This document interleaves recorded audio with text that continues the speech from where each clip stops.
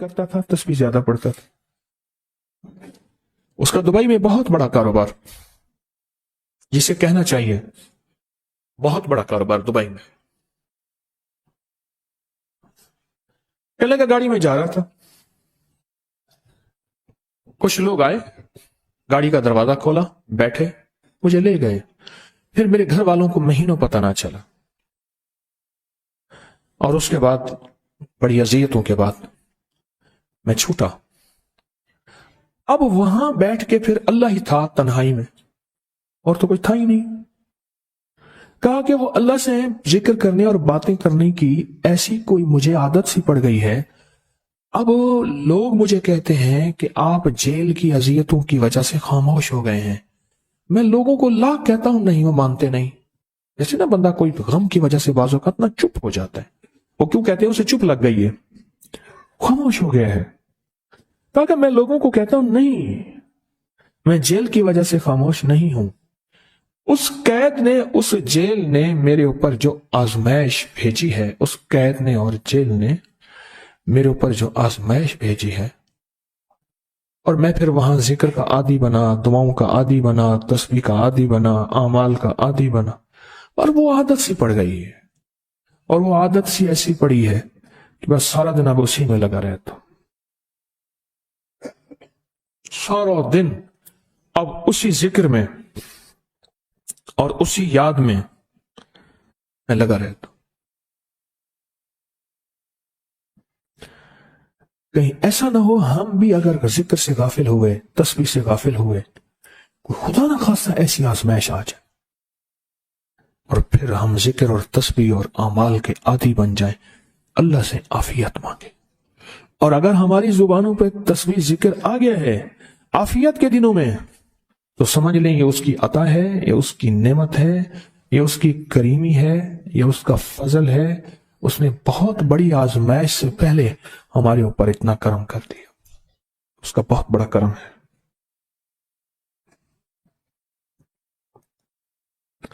اس لیے اللہ جل شانہ کے حبیب کملی والے نے آزمائشوں سے پناہ مانگی ہے. اللہم انی اعوذ بک من جہد البلا.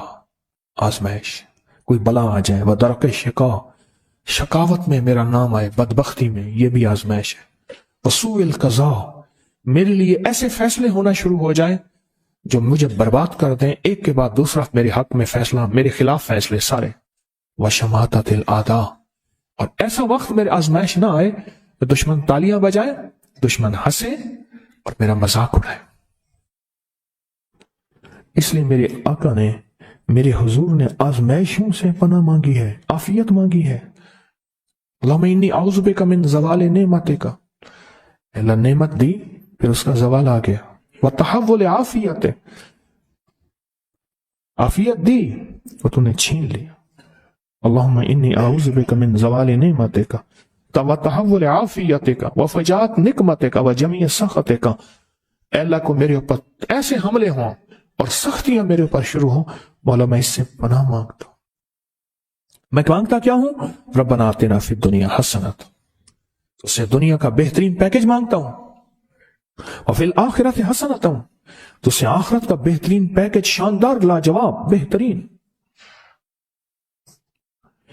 ہاں، آزمائشیں، مصیبتیں، تکلیفیں، حوادث، حادثات، ناکامیاں، بیماریاں، پریشانیاں، میں نہیں مانگتا مولا.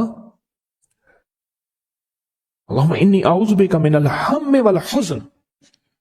ہم کہتے ہیں ٹینشن کو، انزائٹی کو، اسٹریس کو، ڈپریشن کو. اندر غم ہے، باہر پتہ ہی نہیں، اس کو ہم کہتے ہیں. اور حزن کہتے ہیں جس پہ ہائے ہائے ہو. اے اللہ میں تجھ سے اندر کا دکھ جو مجھے دیمک کی طرح کھائے، اور باہر کا دکھ جو مجھے تڑپائے. اندر کا دکھ کھائے اور باہر کا دکھ تڑپائے، اے اللہ میں اس سے پناہ مانگتا ہوں. ہم والحزن، عجز والکسل، ایسا کہ میں عاجز ہو جاؤں یا میرے پر سستی غالب ہو جائے. کتنے لوگ ایسے ہیں ان کے اوپر سستی غالب ہے. بہت بڑی مصیبت ہے زندگی کی. میرے آقا کملی والے نے اس سے پناہ مانگی. اللہ کے حبیب میرے آقا نے آزمائشوں سے پناہ مانگی. من अल्लाहुम्मा इन्नी औज़ु बिका मिनल फ़क्र वल कुफ्र, ए मेरा मौला मुझे कुफ्र से और फक्र से बचा। फक्र ऐसा, गुर्बत ऐसी आए कि मेरे ज़हन में हर वक्त लोगों की जेबों पे नजर हो, हर वक्त लोगों की जेबों पे नजर हो। ये दो वक्त में होता है, ज़हन नशीन रखिएगा। इस फकीर का तजर्बा है, एक जब तमा बढ़ जाता है, लालच बढ़ जाती है, उस वक्त लोगों की जेबों पे नजर होती है। जब फक्र बढ़ जाता है, गुर्बत और तंगदस्ती और फकीरी बढ़ जाती है, फिर लोगों की जेबों पे नजर इसकी होती है और अल्लाह के खजानों पे नजर नहीं होती या कम होती। ऐ मेरा मौला मुझे फक्र से बचा और कुफ्र से बचा, कि ऐसा वक्त ना आए मैं अपना दीन बेच बैठूं, अपना ईमान बेच बैठूं। हमारे एक मुखलिस थे अब्दुल वहीद सुलेमानी साहब रहमतुल्लाह अलैह, कहने लगे अनारकली में मेरा एक दोस्त था, तो मैं उस दोस्त के साथ जिंदगी गुजरी, पंजाब यूनिवर्सिटी में इकट्ठे पढ़ते थे। तो फिर पता चला कि वो बहुत मालदार हो गया। इस्लामाबाद के एक बहुत बड़े सेक्टर में गया तो उसका घर देखा, गाड़ियां, बड़ा घर, और यहां उसके पास एक पुरानी सी पतलून होती थी और गुर्बत होती थी, और अनारकली के किसी ऊपर चुबारे के किसी कमरा लिया हुआ था। तो मैंने उसका नाम लेके पूछा, ये क्या? उसने ऐसे सीने पे हाथ रख के कहा, बस यही बेचा है, अब बाकी सब ठीक है, सीने पे ईमान बेचा है, सब कुछ मिल गया। अल्लाह मेरे पर वो वक्त ना ला जब मेरे ऊपर फक्र गालिब आ जाए या कुफ्र आ जाए।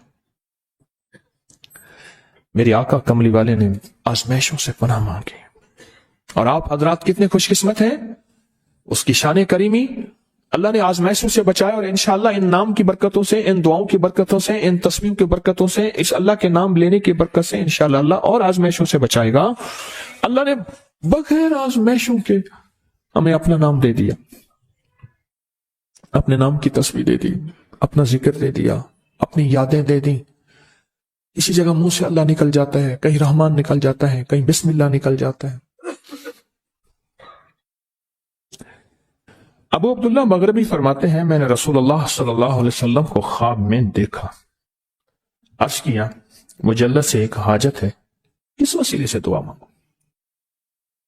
अर्ज किया मुझे अल्लाह से एक हाजत है, किस वसीले से दुआ मांगू? कोई अमल बता दें, कोई वसीला बता दें आका। मैंने हुजूर से ख्वाब में सवाल किया, तो आपने इरशाद फरमाया, जिसको भी अल्लाह से कोई हाजत हो उसे चाहिए वो सजदे करे, यानी 2 रकात अदा करे और सजदे की हर रकात में 40 मरतबा आयत करीमा पढ़े, जो मैं अमल में बताया करता हूं, ला इलाहा इल्ला अंत सुब्हानका इन्नी कुन्तु मिनस ज़ालिम। जब भी कोई मुश्किल हो, उलझन हो, परेशानी हो, कोई तकलीफ हो, कोई मसला हो, तो मेरे हुजूर ने फरमाया कि तू ऐसा कर, तू ऐसा कर, तू क्या कर, तो नफिल पढ़, हर रकात में सुभान रब्बियल आला के बाद 40 मरतबा आयत करीमा पढ़, और पढ़ ऐसे डूब डूब के, मांग मांग के, गिड़गिड़ा के, भिखारी मोहताज साइल और मंगता बन के पढ़। और हदीस में आया कि कोई मुसीबत ज़दा उसको नहीं पढ़ता जिसकी मुसीबत दूर नहीं होती। आयत करीमा को फरमाया कोई मुसीबत ज़दा अगर पढ़ ले उसकी मुसीबत दूर होती है। और एक और हदीस में है कि कभी ऐसा नहीं हुआ कि किसी मुसलमान आदमी ने किसी चीज के लिए उसे पढ़ा हो और उसकी दुआ कबूल ना हुई हो। और इसको तिर्मिज़ी और निसाई ने रिवायत किया है। मेरे आका फरमाते हैं कि मैं जब शब मिराज में मेरा एक शख्स पर गुजर हुआ जो नूर अर्श में छुपा हुआ था, अर्श के नूर में इतना डूबा हुआ था, खुद छुपा हुआ था अर्श के नूर में। मैंने पूछा ये कौन है, या कोई फरिश्ता है? फरमाया नहीं। मैंने कहा तो फिर ये कौन है? फरमाया एक इंसान है। जब दुनिया में था तो याद खुदा उसे उसकी जुबान पर तरोताजा रहती थी, इसका दिल मस्जिद में लगा रहता था। आज अल्लाह के हुजूर ये नूर अर्श के नूर में इतना डूबा है कि खुद छुप गया। 2 चीजों की वजह से, एक, इसकी जुबान हर वक्त अल्लाह की याद से तरोताजा रहती थी। جو دم غافل سو دم کافر، میں نے مرشد سبق پڑھایا ہو۔ حضور کہتے ہیں میں مرشد کے پاس گیا، میں نے کہا حضرت کو نصیحت فرما دیں۔ فرمایا میری نصیحت یہی ہے، جس دم غافل ہوگا سمجھ لے وہ دم تیرا کافر ہے۔ اور کافر کے معنی اصل ہیں انکار کے، وہ تیرا دم اللہ کے ساتھ جڑا ہوا نہیں ہے۔ اور میں ذکر کرنے والوں کی مثال زندہ کی ہے اور ذکر نہ کرنے والوں کی مثال مردہ کی ہے۔ حضرت خالد بن ولید نے فرمایا ایک طرف ہزاروں تھے اور فرمایا مجھے چند دے دیں، تو پوچھا آپ کو چند کیوں دیں؟ کہا وہ سارے مردہ ہیں، وہ کلمہ پڑھنے والے نہیں تھے، وہ سارے مردہ ہیں، مجھے چند کلمہ پڑھنے والے دے دیں، یہ سارے زندہ ہیں اور یہ غالب آئیں گے۔ اور یہی ہوا، اور یہ کلمہ پڑھنے والے غالب آ گئے۔ آپ نے فرمایا کہ غافلوں کے درمیان اللہ کی یاد میں لگا رہنے